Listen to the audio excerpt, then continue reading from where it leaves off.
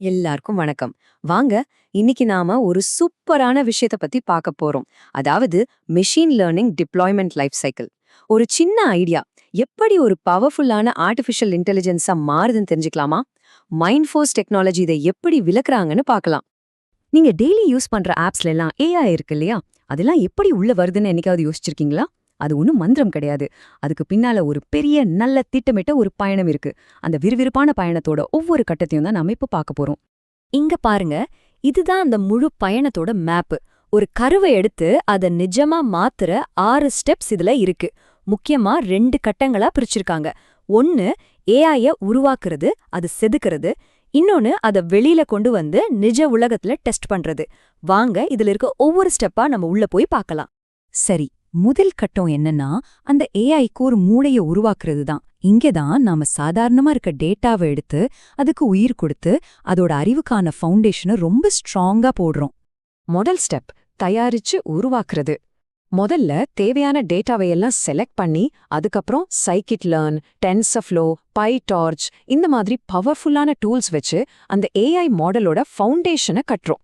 இந்த டூல்ஸ்லாம் என்ன பண்ணோம்னா ரொம்ப கஷ்டமான கணக்கெல்லாம் ஈஸியாக்கி அந்த மாடல் கத்துக்கிறதுக்கு ஒரு நல்ல கட்டமைப்பு கொடுக்கும்.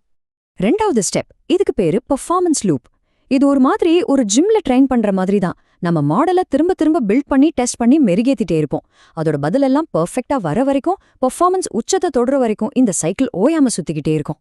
மூணாவது ஸ்டெப், மாடல் என்ன கத்துக்குச்சுன்னு புரிஞ்சுக்கிறது. இப்போ மாடலோட பெர்ஃபார்மன்ஸ் ஓகேன்னு ஆனதுக்கப்புறம் அது எப்படி முடிவெடுக்குதுன்னு நாம ஆழமா புரிஞ்சுக்கணும். அது ஏதோ ஒரு பிளாக் பாக்ஸ் மாதிரி இருக்கக்கூடாது இல்லையா? அது என்ன செய்யுதுன்னு நமக்கு தெரிஞ்சாதான் நாம அதை நம்ப முடியும். அதனால இது ரொம்ப ரொம்ப முக்கியமான ஸ்டெப். அவ்வளோதான், நம்ம மாடல் இப்போ ரெடி. அடுத்த கட்டம் என்ன தெரியுமா? அதை லேப்ல இருந்து வெளியே எடுத்து நிஜ உலகத்துக்கு, அதாவது நம்ம யூஸ் பண்றதுக்கு கொண்டு வரதுதான். நாலாவது ஸ்டெப், ஒரு வெப் ஆப்பா மாத்துறது. நம்ம உருவாக்கின இந்த ஏஐ மாடலை கிரேடியோ, ஸ்ட்ரீம்லெட் மாதிரி டூல்ஸ் யூஸ் பண்ணி எல்லாரும் ஈஸியா இன்டராக்ட் பண்ற மாதிரி ஒரு வெப் ஆப்பா மாத்துறோம். இதனால டெக்னாலஜி பத்தி பெருசா தெரியாதவங்க கூட ஏஐயோட பவரை யூஸ் பண்ண முடியும். அஞ்சாவது ஸ்டெப், கிளவுட் ஹோஸ்டிங். சரி, இந்த ஆப்பை நம்ம லோக்கல்ல நம்ம கம்ப்யூட்டர்ல மட்டும் ரன் பண்ணலாமா? இல்ல hugging face spaces, AWS, Azure மாதிரி கிளவுட் சர்வீஸ்ல போட்டு உலகம் முழுக்க லட்சக்கணக்கான பேர் யூஸ் பண்ற மாதிரி பண்ணலாமா? இத முடிவு பண்ற கட்டம் இதுதான். இதுக்கு பேரு தான் ஸ்கேலிங். கடைசியா ஆறாவது ஸ்டெப், ஆப்பை வெளியிட்டதுக்கு அப்புறம் அதோட பெர்ஃபார்மன்ஸை செக் பண்றது. ஆப்பை லைவ்ல விட்டதும் நம்ம வேலை முடிஞ்சிருச்சுன்னு அர்த்தம் இல்ல. மக்கள் அதை யூஸ் பண்ண ஆரம்பிச்சதுக்கு அப்புறம் தான் உண்மையான வேலையே இருக்கு. அது எங்க நல்லா வேலை செய்து எங்கெல்லாம் சொதப்புதுன்னு கண்டுபிடிக்கணும்.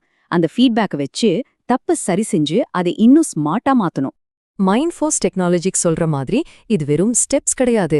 ஒரு சிறந்த ஏஐ இப்படிதான் உருவாக்கப்படுது. சேவை செய், ஊக்கமளி, புதுமைப்படுத்து.